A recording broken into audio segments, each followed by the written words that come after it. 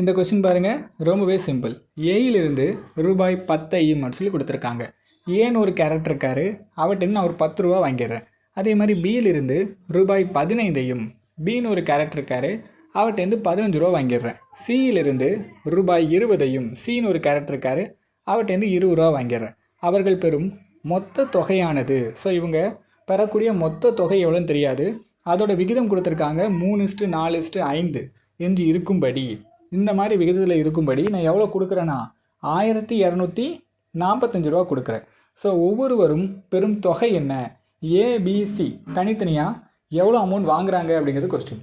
So நமக்கு இங்கே கொடுத்துருக்க விகிதம் அப்படிங்கிறது இந்த அமௌண்ட்டை கழிச்சதுக்கப்புறம் உள்ள விகிதம், கழிக்கிறதுக்கு முன்னாடி உள்ள விகிதம் நமக்கு தெரியாது.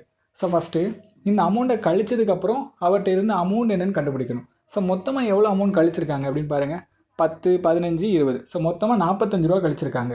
ஸோ மொத்த தொகையிலிருந்து இந்த 45 கழிச்சா எவ்வளோ வரும், 1200 வருமா? ஸோ இந்த 1200 அப்படிங்கிறது கழிச்சதுக்கப்புறமா இருக்கக்கூடிய மொத்த தொகை. ஸோ கழிச்சதுக்கப்புறமா இருக்கக்கூடிய விகிதம் இது, மொத்த தொகை இது. இது ரெண்டையும் கம்பேர் பண்ணி சால்வ் பண்ணுவோமா? இப்போ விகிதங்களை நம்பர்ஸாக மாற்றுறதுக்காக காமனாக ஒரு வேல்யூவால் பெருக்கணும். நான் எக்ஸால் பெருக்கிக்கிறேன். சூப்பர். இப்போ இந்த 3ஐயும் கூட்டினா என்ன வரும், நமக்கு 1200 வரும். இந்த 3ஐயும் கூட்டினா எனக்கு 12x = 1200 வருது. அப்போ எக்ஸோட வேல்யூ 100. ஓகேவா? ஸோ இந்த 100 அதில் சப்ஸ்டியூட் பண்ணுறேன். முதல்ல சப்ஸ்டியூட் பண்ணால் என்ன வரும், 3 × 100 300ன்னு வருமா? ரெண்டாவதுல சப்ஸ்டியூட் பண்ணால் 400, மூணாவில் சப்ஸ்டியூட் பண்ணால் 500. ஸோ இது கழிச்சதுக்கப்புறமா உள்ள அமௌண்ட்டு, நமக்கு ஸ்டார்டிங்கில் உள்ள அமௌண்ட் தானே கேட்டிருக்காங்க. அப்போ என்ன பண்ணிடுங்க, அந்த வேல்யூவை கூட்டிடுங்க. அப்போ 300ஓட ஏக்கு கழிச்சு என்னது, அந்த -10 கூட்டணும். அப்போ 310ன்னு வருமா? அதே மாதிரி பிக்கும் கூட்டணும், அதே மாதிரி சிக்கும் கூட்டணும்.